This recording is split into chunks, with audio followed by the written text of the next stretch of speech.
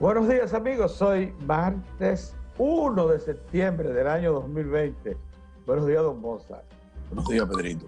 Bueno, Mozart, parece que esa información ya oficial, computado el primer semestre del año, la disminución del Producto Interno Bruto de 8.5%, prendió las alarmas, porque ayer las autoridades monetarias dieron a conocer una decisión que hay que, aquí hay un desconocimiento, pero es natural, acerca de ciertas variables macroeconómicas que son indispensables para mover el cuerpo de la economía. Y una de esas variables es la tasa de interés. El que no recapacite que eso es así, está perdido. Y entonces ayer las autoridades monetarias dieron a conocer con respecto a las tasas de interés decisiones importantes. Pero quería antes de eso decir lo siguiente. Miren, mucho se habla de la deuda de la República Dominicana. La deuda computada al mes de julio, al 30 de julio, de la República Dominicana suma 39.151 millones de dólares. Eso es el 47.7% del Producto Interno Bruto. ¿Por qué nosotros decimos que esa es la deuda? Primero porque así lo consigna el Ministerio de Hacienda, sino porque la otra deuda que se le agrega, que es la cuasi fiscal del Banco Central, que puede ser de unos 6.5 a 7 mil millones de dólares, no es correcta porque esa es una deuda, como dice, cuasi fiscal y entre el Ministerio de Hacienda y el Banco Central. Por eso cuando un día de esto introduzcan ya formalmente y se haga ley el proyecto de recapitalización del Banco Central, mucha gente se va a dar cuenta que un abrir y cerrar de ojos, este famoso déficit va a desaparecer, porque el Estado habrá encontrado mecanismos para absorberlo dentro de sus propias estructuras económicas. Por eso, sin embargo, pero la oposición sigue como quiera siempre, y en esto la oposición fundamentalmente a las políticas monetarias y financieras que ha seguido el país en los últimos años, calculando la deuda del Banco Central. Entonces cuando la suman da 47.200 millones de dólares y eso representa un 57% del Producto Interno Bruto. Esa es la que se le queda a la gente. Aunque eso no es solo la oposición, Pedro. Hay economistas que tú no puedes colocarlo en un u otro plano y que sin embargo asumen ese criterio para hablar de deuda. Por ejemplo, Gebran, yo no le conozco. Gebran te dice que hay dos deudas. No dice que la deuda política representa el 57% del PIB. No, él dice que hay dos deudas. Él dice muy claro. Pero él dice que, pero él dice que representa, que la deuda pública representa el 57,5%. Cuando él le suma la deuda. Bueno, por él la divide en dos, ¿eh? Bueno, pero lo suma. La cifra que te di, las di por él. Pero óyeme, pero yo le estoy dando la de él también. El 57% que él dice. Él dice que es 57 cuando tú la sumas, la del Banco Central. Ahora él dice, la deuda pública del sector no financiero del Estado. De todas maneras, la deuda, de todas maneras. Lo que pasa que él... Lo que yo siempre he dicho es que la deuda del Banco Central al Banco Central existe y tiene que honrarse. Y mientras exista, entonces tiene que ser considerada deuda. Que tú la dividas, bueno, está bien. No, que la divida no. Que la considere como es una deuda intergubernamental. Bueno, pero... Es una deuda intergubernamental. Pero es una deuda. No es con la sociedad ni con el sector externo. Pero no deja de ser... No, la sociedad es que ha estado pagando esa deuda. Bueno, esa deuda. Es intergubernamental. No, pero es la deuda con la sociedad. No nos detengamos ahí, porque no vamos a llegar a... Nosotros hemos sido los que hemos estado financiando esa deuda. ¿Tú sabes quién es? No somos nosotros. Sí, porque ¿de dónde viene esa deuda? Pedro, ¿de dónde salió esa deuda? Mira, mientras el Estado... El monto de esa deuda cuasi fiscal. La única forma de honrarla, va a ser disponiendo que el presupuesto pague los Exacto, intereses. mientras eso no se haga, es deuda.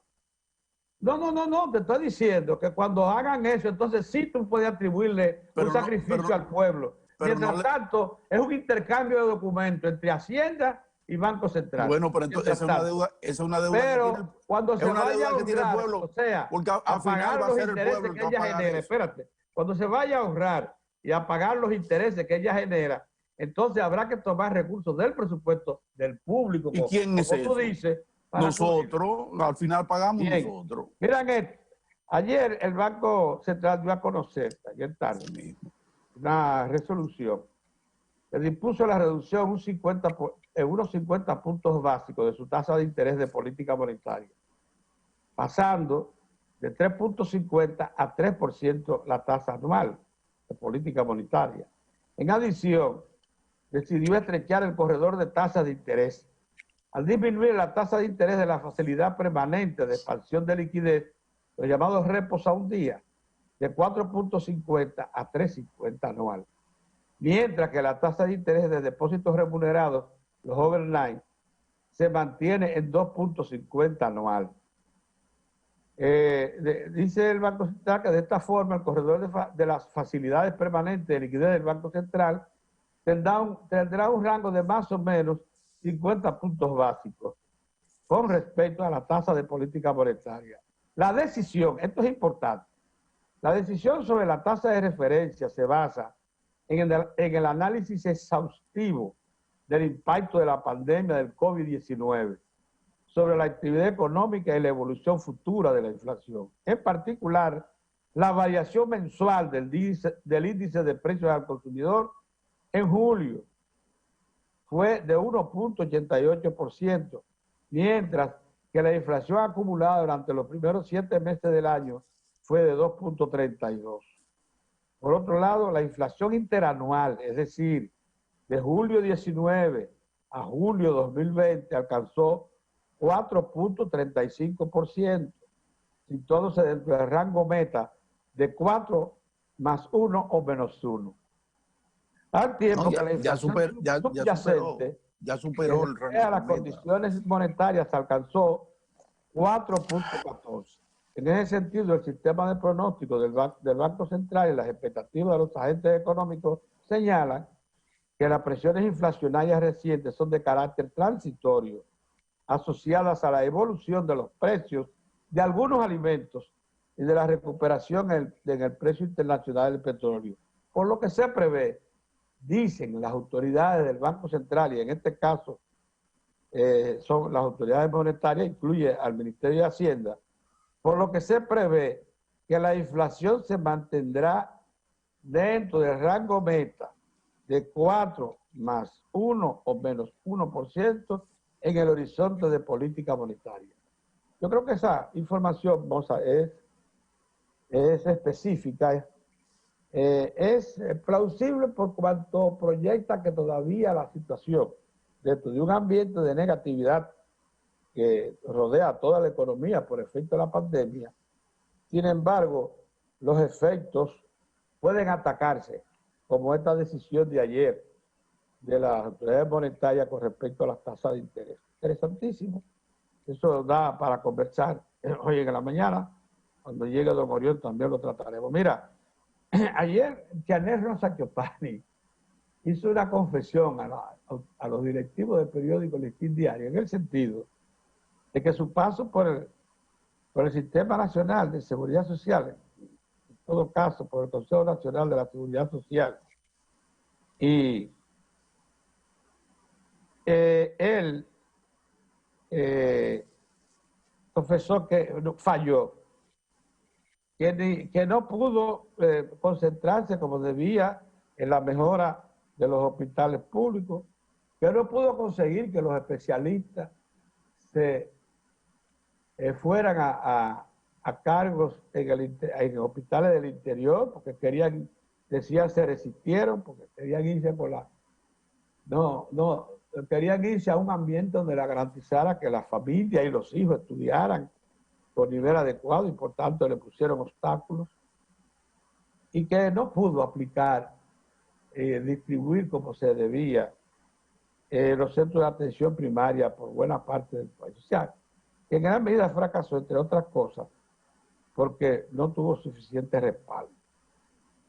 Yo conozco de la situación, y aquí en Diario del Cuarto la conocemos muy bien, porque Nelson Rodríguez, que desempeñó ese cargo, el mismo cargo que él tiene, y que fue el primero que montó ese sistema, y el primero que concibió la red hospitalaria del Estado, la organizó en tiempos de su viceministerio en Salud Pública, había dicho que esos eran los obstáculos que había que enfrentar, que si no se aplicaba, si no se generalizaba los centros de atención primaria, si no se lograba trasladar los especialistas hacia los hospitales claves regionales, y si no se lograba también mejorar la planta física, lo mismo que el equipamiento, los servicios de salud del país van a afrontar problemas de retraso muy serios, como lo que confiesa el señor Chanel Rosa Chupar. Hay muchas otras cosas, Bosa. Hay una confesión también ayer de las autoridades turísticas del país, comenzando por el ministro, en el sentido de que los experimentos que se han hecho para volver a activar el sector turismo no han sido suficientemente bien eslabonados entre instituciones que puedan garantizar el mejor aprovechamiento de las facilidades que está creando el gobierno, y anunció que para el día 15 de este mes, para mediados de este mes, estarán poniendo en marcha una segunda ofensiva de mejora del ambiente turístico local para darle garantía a los visitantes extranjeros. Entre ellos van a hacer pruebas, tienen ya unas 40.000 pruebas diagnósticas de virus para aplicarla en los recintos aeroportuarios. Se van a tener en todos ellos también equipamientos electrónicos para determinar el asunto de si tienen fiebre o no, y eso se proyectará en pantallas grandes. Ya no solamente será el aparatico ese, sino todo un instrumental. Se van a señalizar los pasillos y salones de servicio y despachos de servicios para que la gente no se amontone.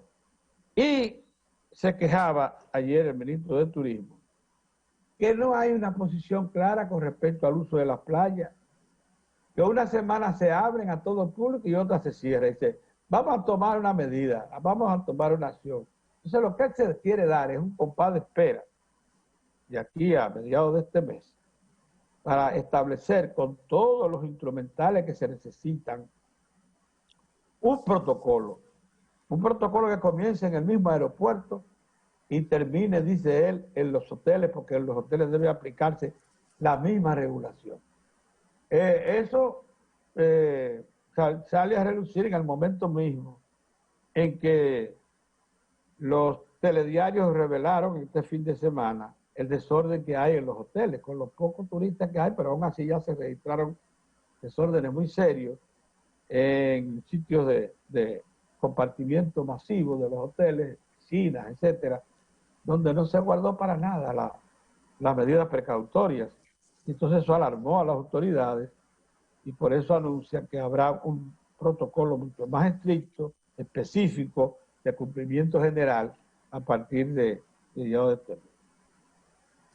Hoy se inicia, vamos a ya por último, que quería, esto sí quiero dar importancia, porque sé que se está refiriendo a un sector muy específico y que van a tener que producir una segunda etapa.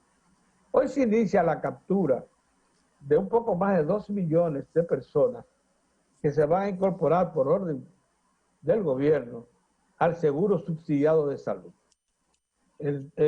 Comenzaron a recoger, a llenar los documentos para que todas estas personas, fundamentalmente quienes participan de la economía informal, que no están en nómina, que no aparecen en la tesorería de la Seguridad Social, reciban un seguro, ellos y sus familiares, sus dependientes. Pero va a ser un seguro subsidiado, ¿eh? No es un seguro contributivo. ¿Cuál es la diferencia entre un seguro subsidiado y un seguro contributivo? Un subsidiado te da acceso a todas las instalaciones hospitalarias y de servicios de salud del Estado, pero no te la da a todas las que están en el sector privado. Solo si el SENASA hace alguna contactación con una institución especializada del sector privado que necesite para dar un servicio a un subsidiado, lo puede lograr. Por eso son casos excepcionales. De todas maneras, ahí están los centros de alto nivel, de servicio y de alta calidad del sector público, el SECANOT y demás, que pudieran aplicarse. Ahora, es bueno que se sepa que lo que se está hoy recogiendo para incorporar y completar y universalizar a toda el seguro de salud para toda la población, entonces, es para incorporarlo al seguro subsidiado. Yo espero, para cerrar este comentario, que cuando se decida finalmente lo de la economía informal, se dé paso a un seguro que les dé los mismos derechos que tienen los contributivos, o sea, los mismos alcances y mismos accesos, por ejemplo, a centros privados, que no lo tienen subsidiado. Eso es cuanto quería decir. Hay otros asuntos, pero bueno, comentaremos en el curso de la mañana. Bueno, buenos días. Si quiero solo agregar al tema del Banco Central, que se trata, ahí sí yo no sé por qué, yo sí sé por qué. Cuando uno ve los planteamientos que se hacen en las instituciones, el trabajo que hacen las instituciones, en forma tan coherente, seguir en una dirección sin distracción alguna y sin inventar, como se está inventando en muchas áreas, inventando. Aquí hay funcionarios que lo están inventando. Pero en el Banco Central las cosas se ven diferentes. Las autoridades monetarias y financieras siguen una línea bastante coherente y en respuesta efectiva al tema que a las causas, la causa fundamental de que tengamos en julio, por ejemplo, una disminución del crecimiento tan significativo como ese 8,5%. Algo que es realmente preocupante y que las autoridades, que como digo, esas sí están centradas en lo que tienen que estar, pues han reaccionado de inmediato, como debe ser. Por eso digo, todo eso que acaba de hacer el Banco Central, la Junta Monetaria, con relación a la tasa de interés, no es otra cosa que seguir la línea de coherencia, de buscar incentivar el crédito para de la misma manera aumentar el consumo en el país. Vamos de ser proactivos. Si no somos capaces de crear las condiciones para que el crédito, que es un elemento esencial para la dinámica económica, se aumente, que la gente sienta la motivación, la confianza, los sectores productivos de apelar a ese recurso de la economía, que es el crédito, para entonces poder motivar, colocar en la gente, en el corredor de las actividades económicas, la liquidez para que la gente pueda comprar y se reactive esa compra y venta, nosotros no vamos a poder retomar la ruta del crecimiento que por mucho tiempo habíamos mantenido, tanto hasta febrero pasado, que todavía en ese momento teníamos un crecimiento de un 5,2%. Entonces las autoridades, que no pierden ni pie ni pisada, fíjense cómo, alertada porque ese elemento de disminución en el crecimiento de la economía, de las actividades económicas, ha traído consigo también con otros elementos externos, como es el caso el petróleo, por ejemplo, las materias primas, han traído también, o cierre de nichos importantes, han traído como consecuencia flujos ya importantes en materia de precio, en materia de inflación, que es otro componente que esas autoridades han estado siempre presentes, tomándolo muy en cuenta para no salir para no separarse de ese rango de 4 más o menos 1, que todavía hoy, hasta este momento, se proyecta que así va a terminar con ese rango en este año. Pero para ayudar a eso, para ir precisamente en consonancia con eso, es que se toman medidas muy puntuales como la que acaba de tomar en materia de tasas de interés el Banco Central. Y por eso nosotros saludamos eso.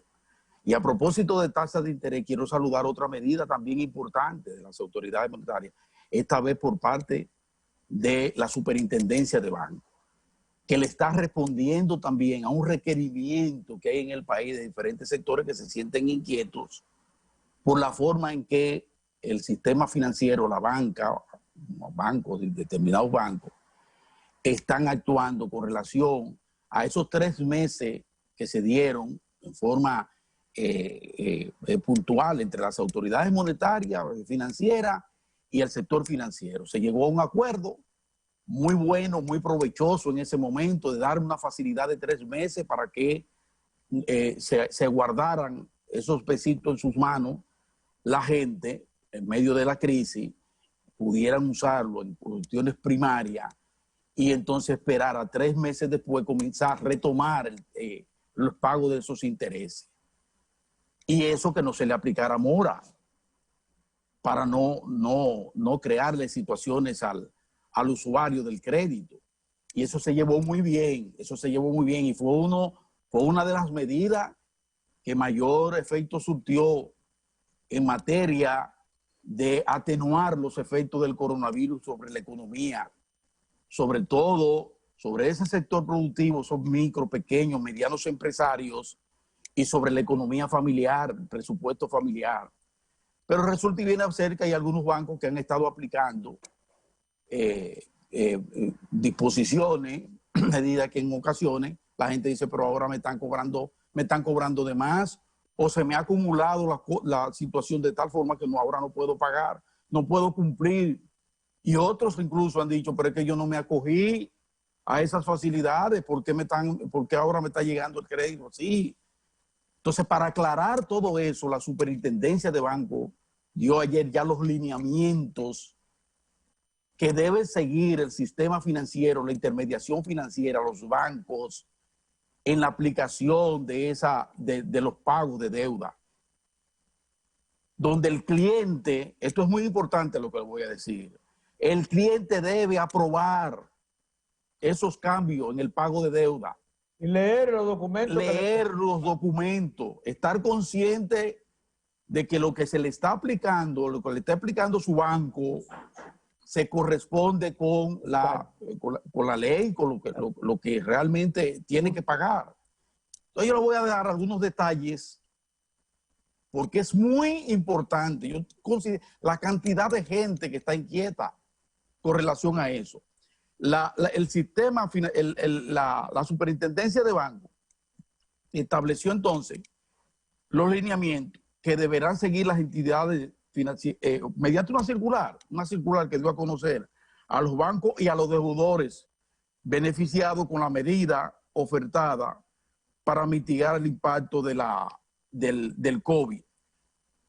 Por ejemplo, los documentos digitales que se está usando, pero a borbotones, bajo el amparo de la ley 126.02 sobre comercio electrónico, documentos y firmas digitales, los intereses generados durante el periodo de gracia no podrán ser capitalizados, eso está claro, sin contar con el consentimiento expreso del cliente.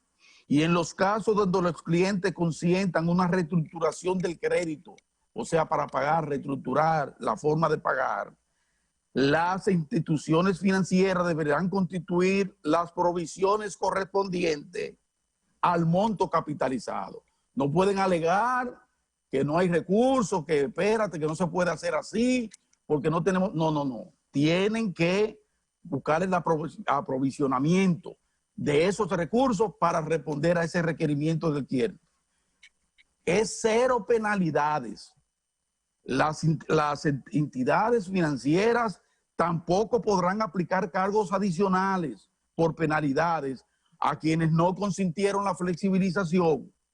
Pero al mismo tiempo, los clientes que sí la aceptaron deberán, tienen que explicárselo al usuario eso, o sea, su agente tiene que explicarle, mire, espérese hermano, usted tomó esto en esta condición de facilidad, o usted no lo tomó en esta condición. En consecuencia, como usted deberá proceder es de esta manera, vamos a ponernos de acuerdo. Y entonces le dice, deberán explicarle a los usuarios que manifiesten la voluntad de no acogerse a la flexibilización, cuáles son las consecuencias de esa elección. O sea, cuando usted aplica o no aplica, eso tiene una consecuencia para el sistema. Acuérdense que estamos hablando de un negocio. Eso no se trata de una dádiva, no se trata de una flexibilidad que se ha dado en una coyuntura de crisis como la que está viviendo la República Dominicana. Pero los bancos no dan los recursos. No, los ponen a su disposición con mejoría en formas de pago. Eso es todo. Entonces, con esta circular, ya los usuarios del crédito, usted que debe un dinerito, usted que se acogió a esa flexibilidad, que dijo, bueno, no voy a pagar durante los 3 meses. Ahora usted puede ir tranquilamente a su banco, si se siente insatisfecho por el monto que le están cobrando, y decirle, no, déjeme ver cómo es que se está haciendo eso, explíquenlo bien y vamos a ponernos de acuerdo. Porque ese fue el mandato que dio ayer, felizmente, la Superintendencia de Banco. Le otorgó a los clientes esa gran ventaja de que se aprueben, que los cambios que se den en el pago de su deuda tenga que ser reconocida y aprobada por cada uno de los clientes del sistema financiero dominicano. Quería resaltar eso porque es muy importante. La cantidad de gente, de personas con pequeños negocios que siente que se le ha acumulado y que están pagando, no están en condiciones de pagar. Bueno, habrá situaciones a partir de esta iniciativa de la Superintendencia de Banco que van a esclarecer todo esto y le van a buscar, como dice el pueblo dominicano, la vuelta para que usted se ponga al día en un plazo prudente y sin mayores consecuencias para su presupuesto familiar. Vamos a una pausa y volvemos. Y regresamos.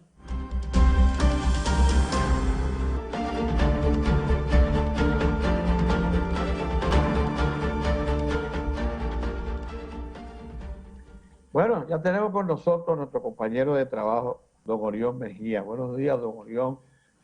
Saludos amigos, saludos jóvenes, ¿cómo están ustedes? Bueno, todo bien, todo bajo control. Sí, todo hasta el momento, Orión. Sí, para que esté tranquilo allá en la costa sur, el famoso fenómeno ese se encaramó suficiente y no va a causar mayores problemas, ni siquiera oleajes saltos allá en Finquita Gloria. Pero el otro sí causó problemas en la zona sur, el que vino ahora, porque 200 millones de pesos en pérdida de cultivo de plátano es un poquito demasiado. Pero para el suroeste sí. Es mucho plátano, Suroeste, sí. Y para nosotros que nos encanta comer plátano, se encarecen. No, porque se reponen. Sí, Pedro, pero los plátanos y las mujeres se parecen mucho. 9 meses, Pedro. Una cepa de plátano en 9 meses, en lo que tú vas a ver el plátano, exactamente igual a un pardo, ¿eh? Pero hay suficiente plátano sembrado, no hay problema. Bueno, ojalá que así sea. Bueno, en el día de hoy yo tenía algunos comentarios dispersos. Uno de los que Moza ya me explicó, la señora de La Vega, no es por nada. Yo quisiera llamar la atención de eso, porque hay cosas que no se dicen a la gobernadora. La gobernadora y su hijo tienen ya ellos todos están trabajando, porque aportaron a la campaña y qué sé yo. Está bien, los dos tienen muy buenos puestos desde el punto de vista de la remuneración. Pero tienen un nivel que deberían ser cuidadosos al hablar. Hay cosas que aunque se hagan no se dicen. Eso que pasó, muy bien Marino Zapete le dice que si fue que se encontró una botija. Tú le puedes decir a la gente, todo mientras haya una persona que ellos entiendan, eso le acuerda a uno el servicio de inteligencia militar, Mientras haya una persona que sea que una sombrita que se vea del otro lado, no me preocupe, es para afuera que van. Eso no es así. El gobierno es de todos los dominicanos. Obviamente que claro, eso es mucho de teoría, que en realidad uno quisiera que sus compañeros estén trabajando. Yo entiendo todo eso, pero hay cosas que no se dicen. Por ella cree que tengo un traspatio. Es que ella está peleando con un palo de coba, dándole cobazo a los perros. No. Se le fue eso a la dama. Sí, y eso me parece también que nosotros deberíamos aconsejar al gobierno del presidente Abinader, aconsejarlo a que, y yo sé que lo están haciendo, las constantes encuestas ayudan a saber el nivel de acompañamiento que usted tiene en un momento determinado de la sociedad. Es decir, un gobierno tiene que marchar. Ingresó casi con el 98% de todo el mundo de aprobación. Todo el mundo, dale para adelante. Pero tú vas caminando, tienes que tomar algunas medidas que no gustan, entonces tú vas mirando. Y en ocasiones tienes que decir, espérate, detente, vamos como muy rápido, devuélvete. Estoy diciendo. Recoge esto. Recoge todo eso que dejamos atrás. Mira, recoge esa cáscara de plátano, recoge esto, y luego vamos a seguir arrancando. Espérate, aunque haya una gente que diga, pero vamos corriendo. No, no, no. Hay que trabajar, hay que trabajar. Es decir, porque es un conglomerado global y en un momento cualquiera, en un momento determinado, una minoría se puede convertir en una mayoría. En un momento, para un propósito. Ni siquiera tiene que ser una mayoría de carácter político consolidado, sino en un momento determinado se convierte en un problema, cualquier cosa. Y eso que dejar ver, dejar pasar, no parece prudente, digo yo, prudente. Por tanto, lo de las encuestas lo digo por lo del Caribe, que siempre publica encuestas de esas que son de redes, y tiene un 46% de aceptación el gobierno en esa encuesta.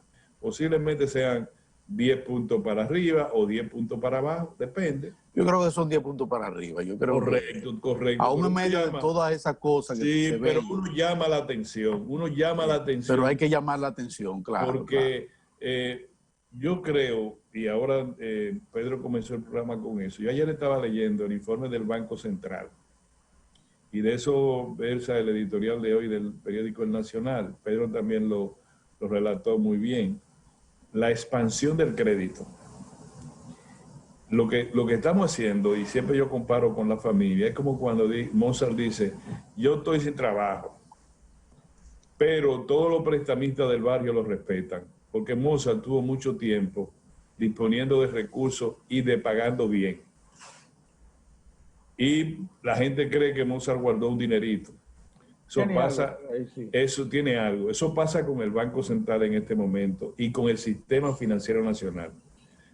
Las autoridades monetarias tienen prestigio porque se han manejado exitosamente en una economía tan volátil como la dominicana, donde el día más claro llueve en términos de inestabilidad. Y las autoridades monetarias, las medidas que han tomado en los últimos 10 años, para no irme más lejos, los últimos 10 años, han sido exitosas. Amparada en un sistema financiero, especialmente de intermediación financiera, la banca comercial, amparado en ese respaldo, han actuado de manera armónica y han resuelto problemas serios a la economía. Problemas que no lo ve el ciudadano ordinario y que se resuelven en laboratorios monetarios. Es así, Pedro, ¿verdad? Así es. Entonces, ahora usted encuentra que lo primero que le dice el Banco Central es: yo dispongo de más de 7,000 millones de dólares en reservas brutas o netas. No precisé el término. Número uno, yo tengo mi cheque guardado para responder en momentos como este. Y número dos, yo tengo una buena relación con mi contraparte, que es el sistema financiero, a los cuales en un momento se invirtieron 120,000 millones, Pedro, de los cuales ya 100,000 están en los bolsillos de los sectores productivos del país, y se le agregan 10,000 millones por este lado, qué sé yo. El fin es que con políticas monetarias, no políticas financieras, se ha podido subvencionar toda la hecatombe, los resultados de la afectación de la pandemia sobre la economía en este momento. Es decir, al momento de hoy, ninguno de los prestamistas de la esquina puede decir: a mí no me han pagado mi dinero. A través de la expansión de la cartera de crédito del sector financiero, amparada en políticas monetarias que llevan todas las figuras de crédito a su máxima expresión, el país está caminando. Porque tú me dices que es el repo.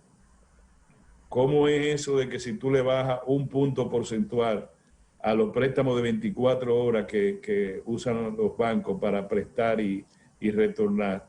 Dice, ¿qué es eso? Pues mira, eso significa cientos y cientos de millones de pesos rodando por la economía a un precio relativamente barato. Se la prestan los bancos entre ellos.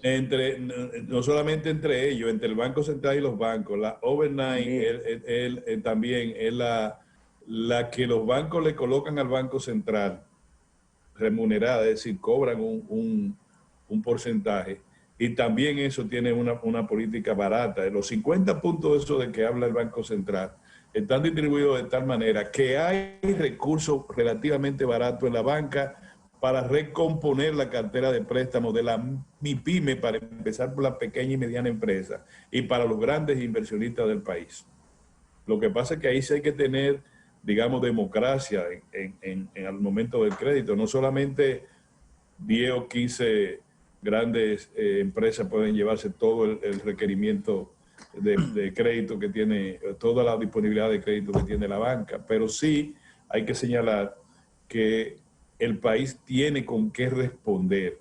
Pero no solamente eso, Pedro, sino que el Banco Central le dice a la comunidad financiera dominicana, eso que nosotros estamos haciendo es lo que están haciendo la Reserva Federal, el Banco Europeo y las grandes economías del mundo. Sencillamente tienen el aspecto anticíclico, es decir, estamos mal porque hay desempleo y esas cosas. Desde los órganos monetarios y financieros del Estado le aplicamos una celeridad a la cartera de crédito. Ustedes se hacen de un dinero a una baja tasa de interés.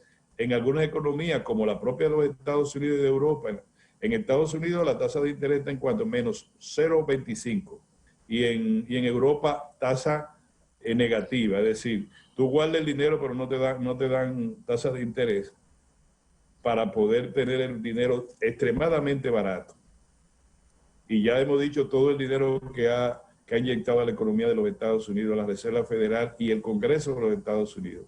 Y el comisionado financiero de la Unión Europea lo que ha hecho. El Banco Central sí le ha dicho también a la comunidad europea y a los políticos, a la comunidad financiera le explicó lo que nosotros estamos haciendo, no hemos descubierto América.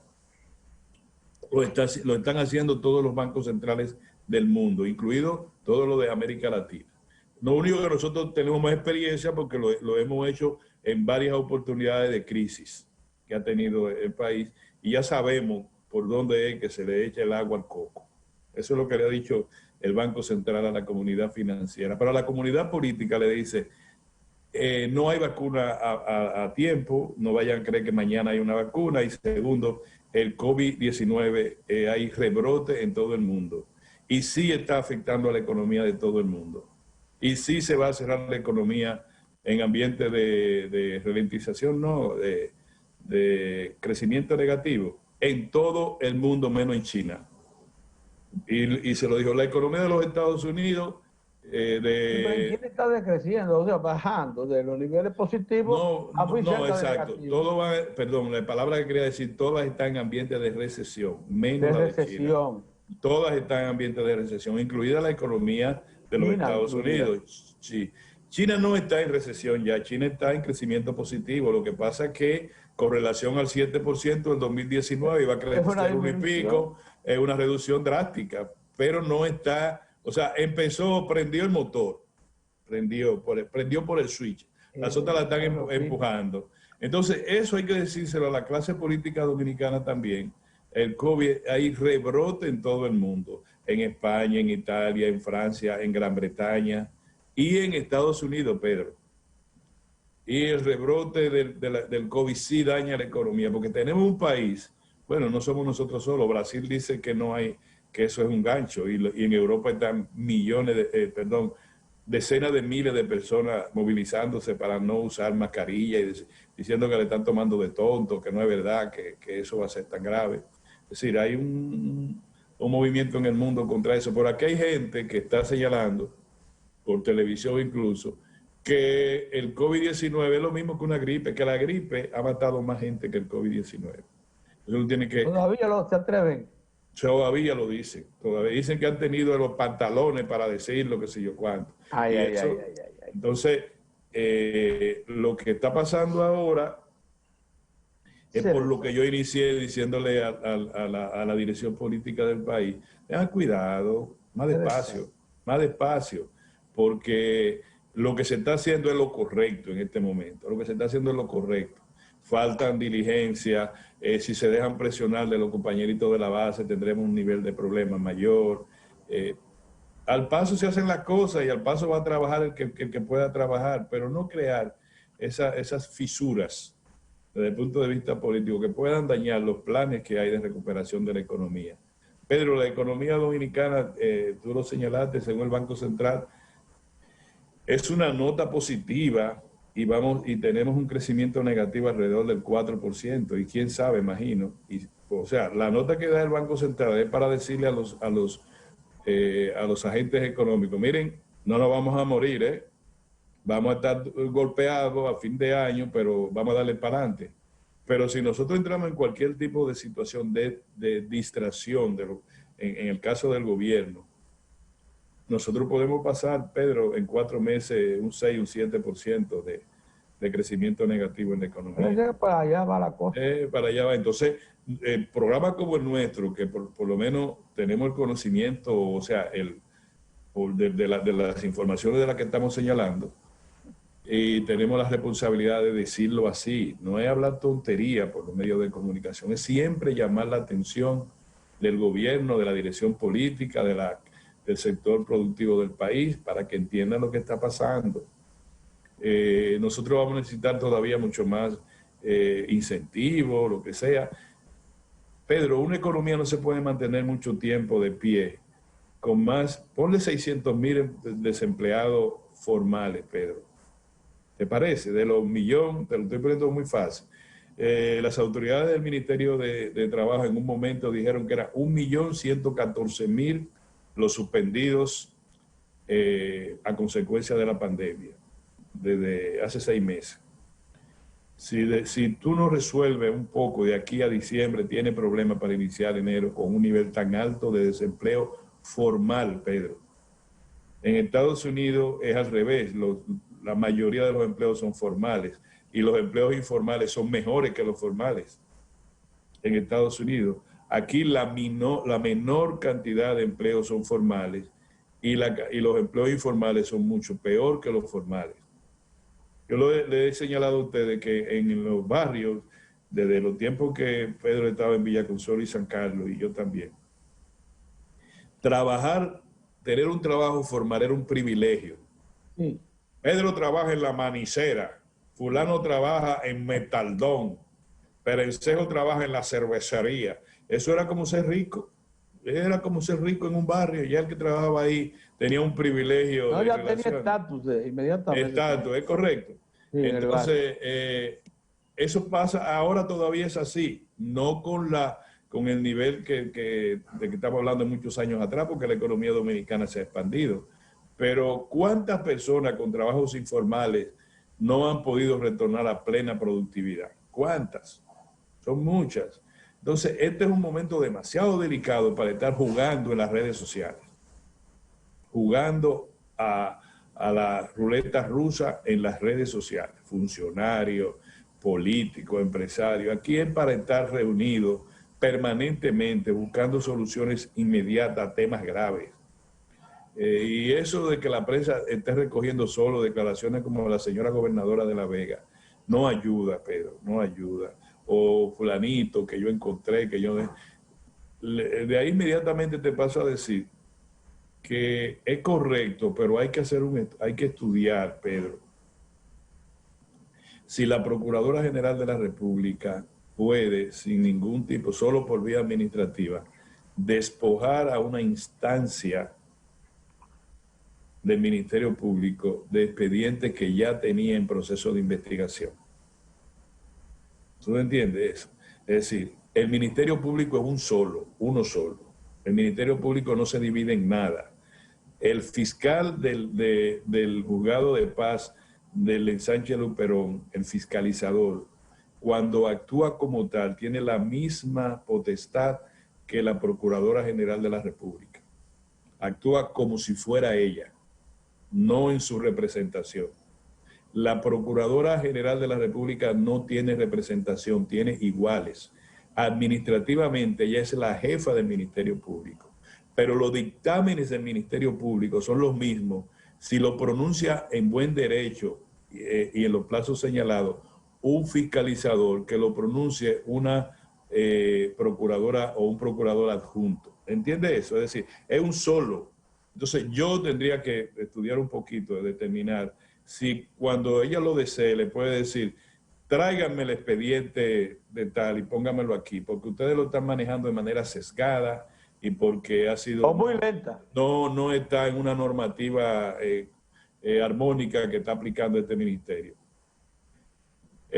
Solamente eso se puede entender si la acción del tipo penal afecta a todo el territorio nacional, a todo el Estado, a toda la nomenclatura jurídica del país, porque ahí sí puede intervenir sin mayores problemas el Procurador General. Pero es lo mismo que si el Procurador General dijera, Orión tiene un pleito por cualquier cosa en la primera instancia, me interesa ese expediente, porque es Orión que está ahí, es un problema que yo sé lo que él está buscando, tráeme ese expediente para acá. No es así.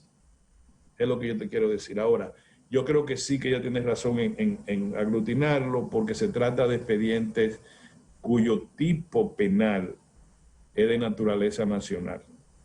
Y ella podría apelar a ese sentido, es decir, el sentido de una urgencia, de una amplitud de investigación que debe tener el Ministerio Público, que desborda el ambiente de la jurisdicción penal del Distrito Nacional. Eso podría ser, digo yo.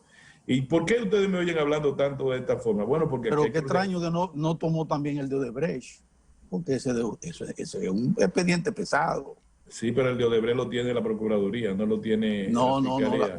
No, se manda a la Fiscalía el conocimiento de ese expediente, porque un legislador ya no puede estar en la... Acuérdate que tenía una tribunal especial porque había un senador de por medio, ya no está, sí.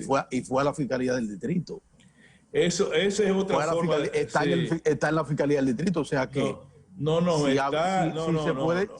Sí, Orión, eso fue así. Estaba en una jurisdicción especial porque estaba el de San Cristóbal.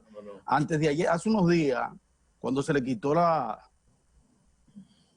potestad de ir a ese tribunal especial, pasó a la Fiscalía del Distrito Nacional. El conocimiento, pero la investigación está en la Procuraduría. O sea, ¿cuál es la contraparte del juez de primera instancia? El fiscal. ¿Cuál es la contraparte del juez de paz, el fiscalizador? ¿Cuál es la contraparte de los jueces de la Corte de Apelación? El procurador de la Corte de Apelación. ¿Cuál es la contraparte de la Suprema Corte de Justicia? El Procurador General de la República y sus ayudantes adjuntos. Es decir, todos tienen una contraparte. En el caso de Odebrecht, se va al tribunal, pero ya eso estaba investigado y sometido, es decir, no está en la fase de investigación como están los otros, si ustedes me entienden, no está en un tribunal todavía. Bueno, si hay alguno, el caso de los tucanos, que sí, y el de Odebrecht sí pudiera ella decirle, vamos a darle calidad a la investigación. Hay alguien ahí que está pidiendo que incluya nuevas personas y esto, no sé. Pero digamos... Esa es una medida que es muy controversial, eso va a traer mucho... Veremos a ver, pero todavía nosotros... Esa es otra más de las situaciones que van a crear en el país un escarceo que no sé si sea favorable. Yo creo que una de las promesas más efectivas que ha hecho la magistrada Miriam Germán es tener conexión, Mozart y Pedro, con la sociedad. Si a la sociedad se le explican las medidas procesales que ella pueda tomar y la sociedad lo entiende, es otra cosa. Así nos volvemos con ruido mediático. Veremos a ver, señores, vamos a ir caminando un paso a la vez. Es el asunto de los discos duros que se extraviaron, que fueron borrados. Ya eso, y parece una tendencia. Yo me pregunto si los técnicos podrán recomponer eso. Pedro, sustraer información del Estado es un delito. ¿Ya? Que lo lleven a la jurisdicción que sea del lugar. Lo que pasa es que tú no puedes hacer una acusación pública si tú no la sustentas en los tribunales. No tiene sentido. ¿Qué pasa? Mire, aquí falta aquí no tengo con qué trabajar porque se llevaron el disco duro, qué sé yo, y ahí estaba todo el ensamblaje de trabajo de esta área. Bueno, se le intima a la persona, doña, devuélvame el disco. No, lo que pasa, Orión, es que la forma también hay que cuidarla. Yo pienso que la forma en que se produjo lo de ayer deja muy mal parada a la Fiscalía del Distrito ante la opinión pública. ¿Y qué hizo la Fiscalía en eso? No es lo que hizo la Fiscalía, es que sacan todos los documentos sin mayores explicaciones. Más no la llevo para la Procuraduría. Entonces, el por qué. Tú dices la Procuraduría. Sí, a la Procuraduría sacar, sí. me llevo los expedientes porque ahí no hay confianza. Eso es lo que queda en el ambiente. Hay que cuidar la forma, hay que cuidar las formas, hay que cuidar. Ella dijo que porque estaba siendo asumida de manera sesgada. Bueno, ese es un severo cuestionamiento a la Fiscalía del Distrito. Sí, porque todavía, sí, oigan una cosa, creo que en la mayoría de esos expedientes hay que cuidar las formas. La Fiscalía no ha producido dictámenes, acuérdense. Vámonos a un cambio, vamos a ver qué va a pasar. Bien, de la Altagracia. Correcto, así mismo.